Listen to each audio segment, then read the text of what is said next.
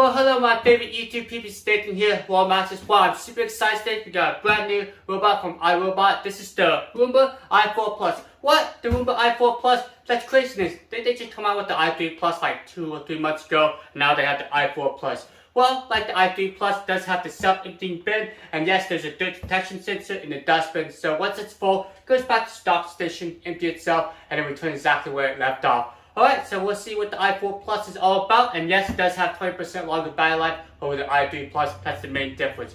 Alright, let's go ahead and get started. Sit back, relax, and enjoy this awesome video. And huge thanks to Yeti for sending out this robot vacuum in exchange for a review. You guys are awesome. Alright, let's go and get this thing out of here. I don't need that anymore. I promise you, no vacuum was harmed in making of this video. Look, behind me, the i4 Plus is nice and safe. So good job, i4 Plus. Alright, let's get started.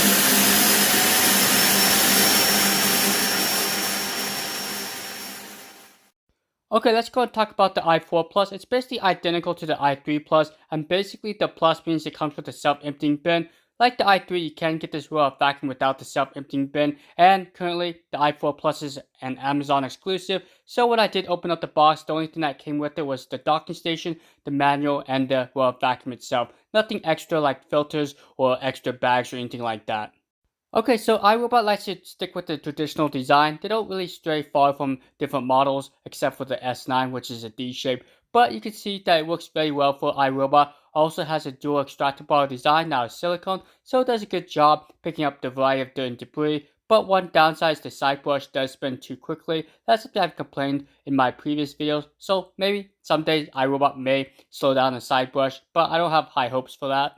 Okay, let's go and talk about the navigation of the i4 Plus. Being more of a budget-friendly robot vacuum, you're not going to get the smart mapping capabilities that's found on like the i6 Plus, i7, or i8. One thing to know is this thing does keep track of where it's cleaned and where it needs to clean. So there is a map theoretically, and it's an internal map that the robot vacuum uses. But in the history, you can actually view this map, which is kind of a nice touch. Now, with this internal map, the robot vacuum is capable of recharging if it's running out of power. Also, once the dustbin's full, it's actually able to go back to its docking station to empty itself and then return. Now, no other robot vacuum I currently tested on his channel has this capability except for iRobot's products. So that's just something to consider. If you have a very messy house, maybe consider a Roomba product because it does have this capability.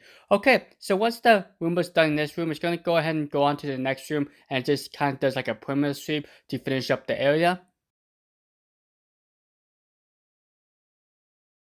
Okay, so one thing to know is Roombas don't have any type of camera system or laser system up front to recognize objects that's in front of the robot, even including like the S9, which they kind of had like a laser system, still requires it to physically bump into the object.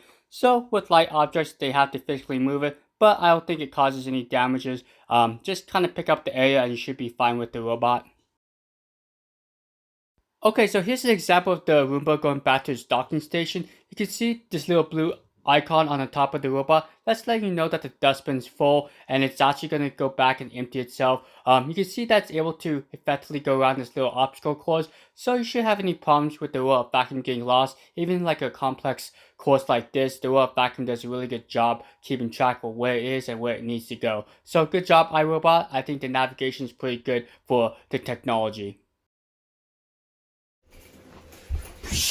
Whoa, what do you guys think of this crazy pickup challenge? Did you guys like it? Give it a big old thumbs up if you like this type of video. Also, give a thumbs up for the little guy. He did his best trying to pick up all this crazy debris I had in my kitchen area. Alright, so here's a couple things you may not know about iRobot and its self-emptying bin technology. I did take one apart a few years back, and I did notice that this thing does have an airflow sensor. Yeah, so what that does is, if there's a blockage, the self-emptying bin system will try to empty out the clog, make multiple attempts to self-empty itself. So that's a really cool technology. I believe it does it up to 4 times.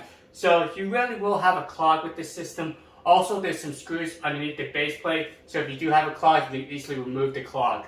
Now, this thing uses a single extractor port, not the dual extractor ports on the EcoVax, but I felt that the single extractor port did equally as well as the dual extractor ports, and I think this is a little more powerful. Okay, so let's go and check out the dustbin of the robot. We'll also check out the bag system and see how much dirt debris is in the robot. Alright, so first thing is you may notice that there is still some debris in the dustbin. They typically do leave some behind just because the way it suctions up the dirt and debris. So don't worry about it, it will eventually get all this dirt and debris.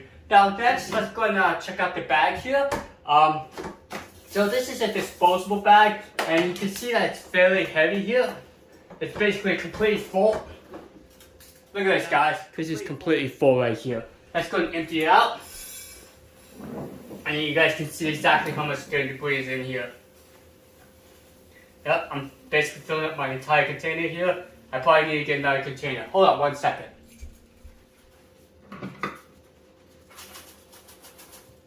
Alright, so that's basically two containers full of dirt and debris, so I think the i4 Plus did a really good job. Let's go and look at the iRobot application. I know iRobot spent a long time revising the app and making it as easy as possible for the user. Okay, so you have 2 options to start the vacuum. You can start from the Vacuum Everywhere tab, or you can start in the top right hand corner and set your own cleaning job. So one cool thing is you can actually set a time limit. So for example, for smaller areas, you can have the vacuum clean for 15 or 30 minutes, not the entire battery life of 90 minutes. That's kind of a cool feature, and you can set it as a favorite. Now for scheduling, one thing I noticed is the way you can set the time. It's kind of cool. It has like an old-fashioned analog style, but it makes it really easy to set the time. Also, you can set the days of the week. Now, if you want to get more adventurous, you do have automation tasks. So, for example, you can tell the vacuum to start cleaning once you leave home. So that's kind of a cool thing. It's really neat that you can set up Alexa and Google as well. So there's a lot of options to start your vacuum. Okay, so with the history, it's a very detailed history report.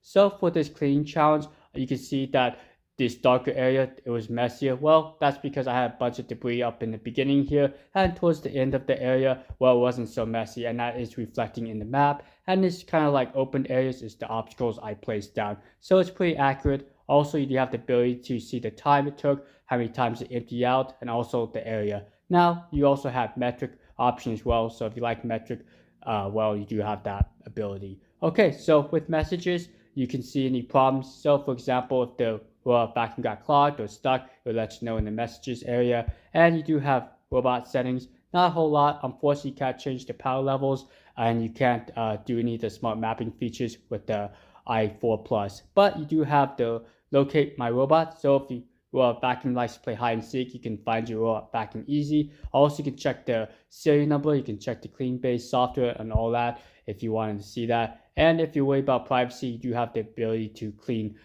clear the map reports as well. Okay, so let's jump back into here. So the last thing you have is help and iRobot beta. So with help, you can actually get started with the vacuum. There's a lot of great questions, and iRobot did spend a lot of time making it as easy as possible to get started. And it was very apparent when I set this vacuum up, there wasn't anything too crazy about it. It was very straightforward. I do appreciate the nice little animations. And lastly, we do have iRobot Beta. So if there's any new features, well, you can be the first to check them out. So that's kind of cool that iRobot offers that to the customer. Alright, well, that's just the basic interface of the i4 Plus. Let's go and wrap up this video. I'll give you my final thoughts. Well, if you're looking for an easy to use vacuum where you can get started right away and don't necessarily have to deal with all the crazy features some of these vacuums have, well, I think the i4 Plus is a good option. It is backed by iRobot, so you should have the accessories, this customer support if you have any issues with this vacuum. And also, I felt this vacuum is pretty well built, should last a very long time. Now, for the i4 Plus, it does share some of the characteristics of the more expensive models, like the dual extractor bar design. It's an all silicone design, so it really makes it easy to remove the pet hair. So if you're a pet owner, well, it's very easy to maintain this with a vacuum. Also, you can wash out the dustbin and filter.